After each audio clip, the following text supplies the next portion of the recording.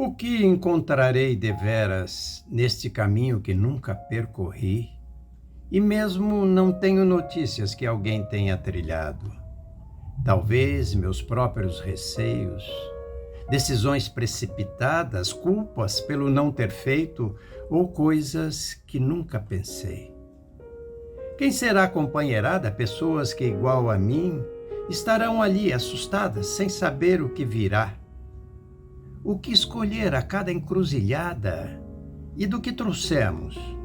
O que poderá acabar rápido e o que será apenas peso desnecessários? A ciência tem tentado dissipar os nossos receios, dizendo que viemos sendo preparados, que embora não saibamos, na verdade estamos prontos, que nossa estrutura é muito forte, que nossos sentidos estão atentos, que não há por que nos preocuparmos. Vamos conversar um pouco?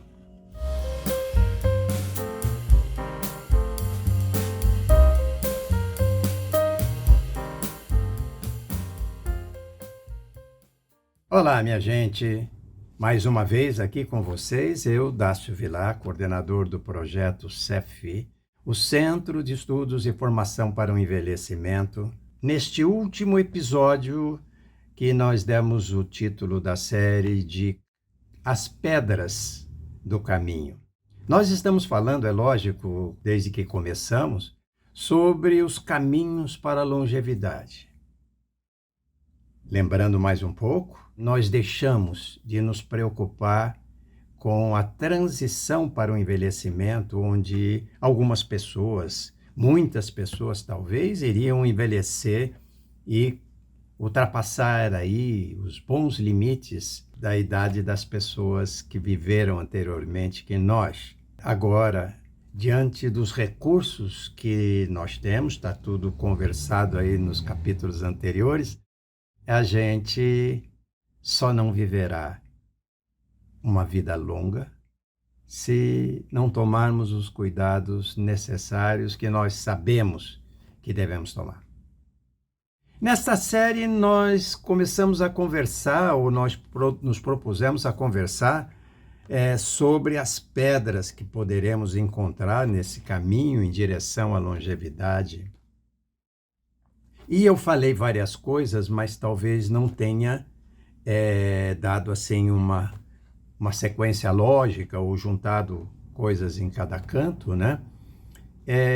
E uma amiga me ligou mesmo para falar comigo. É assim que eu gostaria que fosse, que vocês ligassem, que vocês mandassem mensagem, que criticassem ou nos orientassem melhor para que esse trabalho fosse melhor feito, porque eu não sei tudo, eu preciso das respostas e preciso fundamentalmente das perguntas. Mais uma vez aqui vai uma máxima, né? As perguntas nascem grávidas. Elas trazem dentro do próprio ventre a resposta. Então, é muito importante que os amigos conversem conosco e perguntem e nos orientem. Essa pessoa me falou que eu não estou explicando direitinho o que são essas pedras no caminho. Que pedras são essas? Afinal de contas, o que poderá atrapalhar a nossa trajetória? Se nós chegamos até aqui tão bem, até os nossos 68, 70 anos, né, que era aí um limite quase que normal, né, e que agora estamos ultrapassando, e para a gente ir aos 90, aos 100, ou até passar disso, os que vierem aí atrás se preparando melhor, né?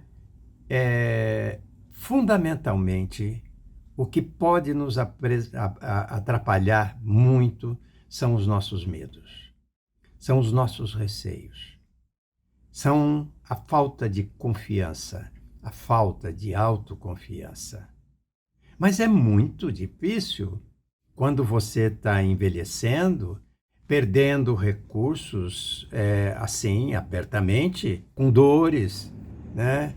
Com lapsos de memória, né? É muito difícil você não ter receio, né? As pessoas não se sentem bem depois de um fato qualquer desagradável. Mas lembre-se, muitas vezes isso já aconteceu na sua vida em outras circunstâncias, né? E a gente sentiu insegurança, vergonha às vezes, e depois superou e foi embora, né? Daqui para frente vai ser diferente, mas nós temos que estar muito mais atentos. Afinal de contas, nós estamos envelhecendo porque nós escolhemos envelhecer. Nós estamos envelhecendo porque nos cuidamos. Aqueles que não tomaram os devidos cuidados, não procuraram informação sobre sua saúde, não fizeram o mínimo de cuidados com sua estrutura física e mental, foram ficando pelo caminho. Eu mesmo corro ainda um sério risco, porque eu fui fumante durante 30 e poucos anos. E o cigarro foi realmente para essa geração anterior à nossa uma coisa horrível, né? Eu vi muitos dos meus avós e tios sem poder respirar, ainda muito novos, ainda antes dos 65, 68 anos, sem uma possibilidade de respiração correta, boa. Felizmente já faz 40 anos que eu parei de fumar, mas não vou recuperar uma parte do meu pulmão, porque o cigarro tem elementos que destroem internamente. Então, o que nós não tomamos cuidado é uma das pedras no nosso caminho para frente. Agora, nós podemos trabalhar a melhoria disso. Fazer exercícios respiratórios, buscar uma atividade física que não sobrecarregue o nosso pulmão, mas que nos dê capacidade de dar a ele uma maior flexibilidade, porque o pulmão é um tecido flexível, né? O cigarro que eu vi os meus tios sofrendo, ele foi endurecendo partes do pulmão e ele foi perdendo a flexibilidade. Alvéolos foram sendo sobrecarregados de nicotina e de alcatrão, porque tem o alcatrão, aquela sujeira que fica na mão e fede, né? Quando a gente mexe num cigarro, tá com cheiro ruim de cigarro. Aquilo ali tem o alcatrão, que quando queimado, ele vaporiza e entra para dentro do nosso pulmão, e lá dentro, como é úmido, ele solidifica, ele vira uma pasta, vira uma coisa ruim do organismo suportar. Então, o que nós não cuidamos vai nos apresentar pedras pelo caminho. Então, a primeira coisa eu tenho uma impossibilidade de certas coisas, a pedra daquela coisa apareceu, eu tenho que parar e contornar essa pedra com muito cuidado, levando em consideração que eu não fiz uma preparação anterior para enfrentar ou para passar por cima daquela pedra, né? Eu tenho que achar um caminho lateral, eu tenho que pedir para alguém me ajudar a remover. Quem ajuda muito nessas horas é o nosso amigo médico, o nosso médico de acompanhamento, aquela pessoa que entende daquilo pelo qual nós estamos passando, com quem nós temos que fazer amizade realmente e perguntar: como é que eu estou aqui? O que eu preciso fazer? Vamos diminuir os remédios e colocar mais atividades físicas ou outras atividades, ou uma alimentação mais adequada? Porque o remédio é bom por um lado, mas ele tem seus prejuízos enormes por outro lado. Mas os remédios vêm nos ajudando a ultrapassar certos limites que nós realmente são pedras que nós não vamos remover sozinho e não tem caminho lateral. Ou passa por cima ou fica sentado ali, né? Então, nós precisamos. O outro grande problema que nós vamos enfrentar como pedra no nosso caminho é a nossa atenção, a nossa memória e a nossa falta de cuidado com as coisas corriqueiras do dia a dia. Vamos começar pelas coisas corriqueiras do dia a dia. A gente vinha sendo acostumado com a vida que levávamos a pegar um banquinho e colocar ali para fazer um certo trabalho, pegar uma coisa que está mais alta. O banquinho já é nosso inimigo. O banquinho não resolve. Se você precisa, às vezes, subir a pegar alguma coisa, tenha um equipamento necessário ou que tem todos os recursos para aquilo. A melhor coisa é uma escada daquelas que abre e que seja mais alta do que o lugar que você tem que pôr o pé, para que você pode estar segurando com a mão em cima e o pé bem assentado embaixo. Que não balance, que não perca o equilíbrio.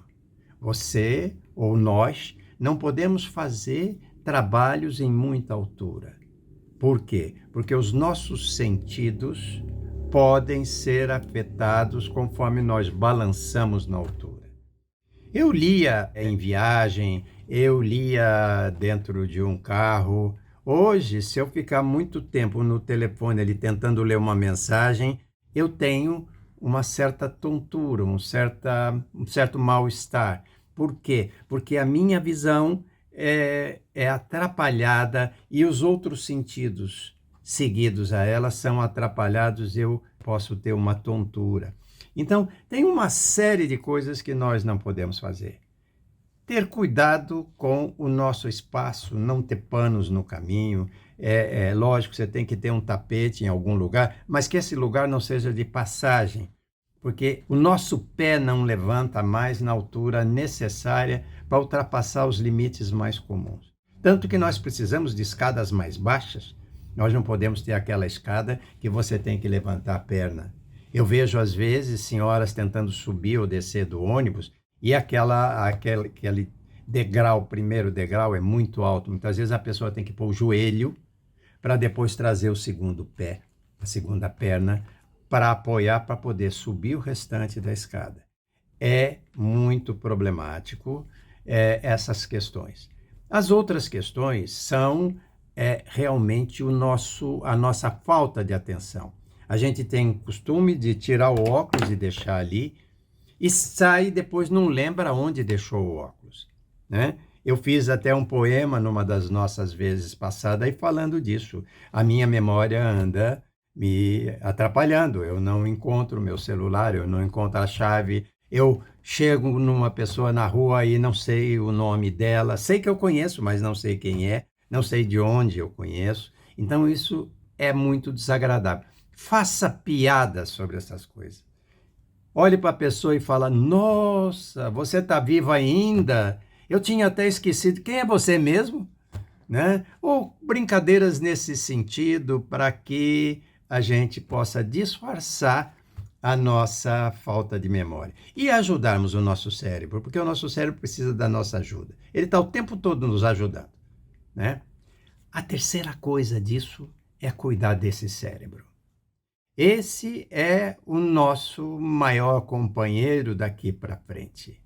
Nós pensávamos que o cérebro da pessoa, quando envelhecia, ia murchando, ia ficando duro, e que certos lugares não funcionavam mais, e que certas informações desapareciam, porque a gente vê desaparecer muita coisa da nossa memória, né? E acha: agora eu estou ficando com Alzheimer, agora eu estou ficando demente, porque eu não me lembro mais das coisas. O fato de não lembrar não é ruim. E em alguns casos é até bom. Por quê? Porque o nosso cérebro precisa de espaço para coisas novas. Agora, o nosso cérebro faz uma seleção.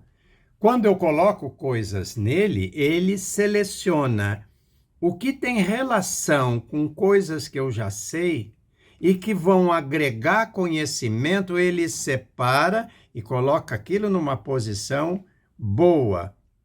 O que não tem nenhuma relação, o que foi publicidade, o que foi propaganda, o que foi piada mal contada, o que foi fake news, ele tenta eliminar para que a gente não tenha entulho na memória.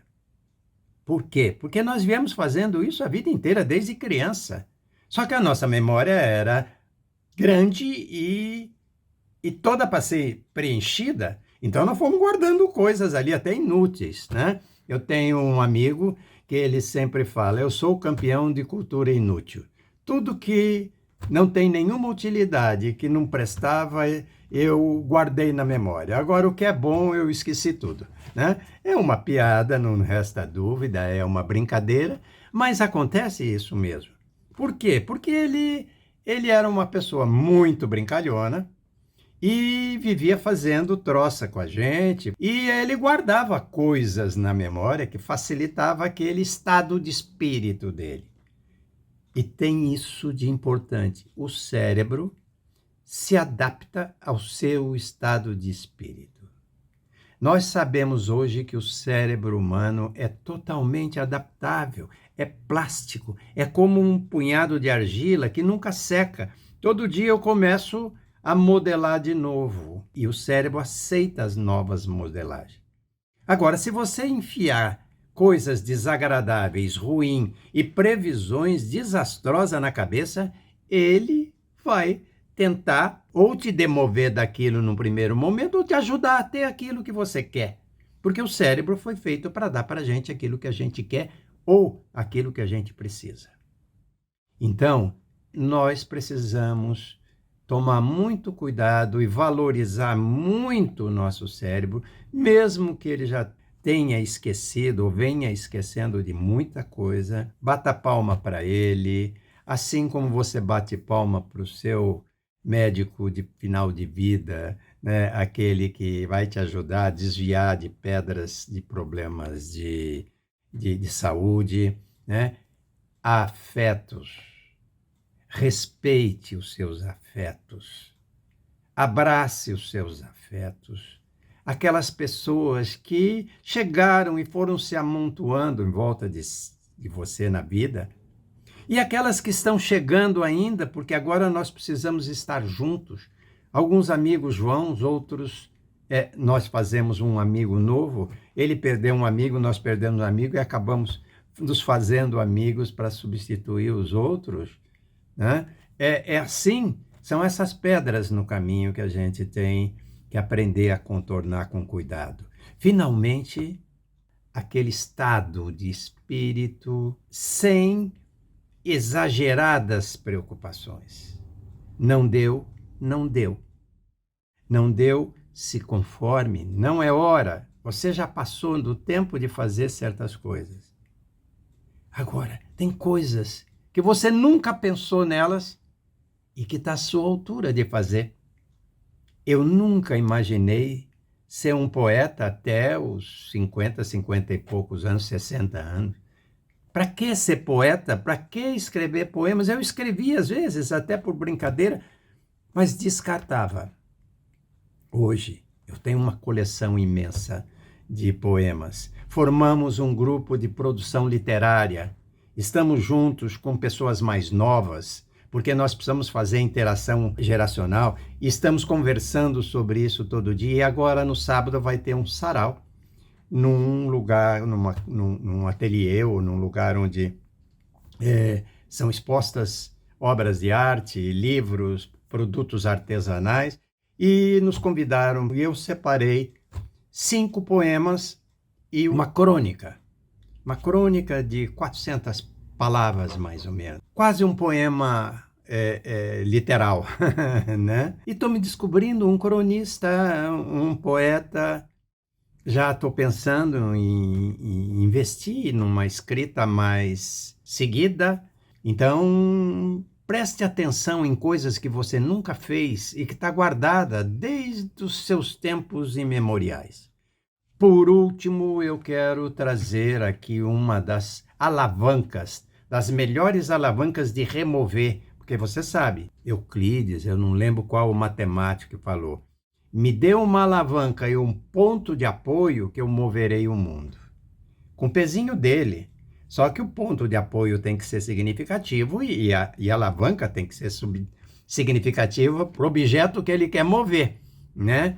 É lógico que isso era uma analogia. Mas a melhor alavanca para nós removermos coisas pelo caminho é um estado de espírito que é cultivado através do sono. Um sono no tempo certo e reparador. Nem mais, nem menos. É uma alimentação na quantidade certa, na hora certa e com os componentes certos. Muita verdura, muitos legumes, muitas coisas que possam trazer. É bom peixe, um pouco de carne de vez em quando, né? E ter muito cuidado com o intervalo entre essas refeições. Nós não precisamos de muito alimento, né? Nosso corpo agora, ele precisa da quantidade certa para promover a nossa recuperação, a nossa manutenção. Eu vinha falando do cérebro lá atrás, nós continuamos produzindo as células cerebrais, os neurônios, as glias, os elementos que fazem as sinapses, né? Nós continuamos produzindo isso. Às vezes a pessoa tem um derrame, ela sacrifica um lado do cérebro, não consegue acessar certas informações, mas por um outro caminho ela pode chegar às mesmas informações. Só que tem que fazer um treinamento, um tratamento e tenha paciência com isso. Tá bom? Minha gente, foi muito bom estar aqui nesse ciclo, As Pedras do Caminho. Nós vamos entrar agora num outro ciclo. Eu já trago para vocês na semana que vem, né? Para a gente saber. Por enquanto é surpresa, né? Depois eu trago. Muito obrigado. É muito bom estar com vocês. Curta, compartilhe, mande para outras pessoas que vocês gostariam que ouvisse algumas das minhas elucubrações, né, e palpitaria, né, e vamos seguir juntos. Muito obrigado.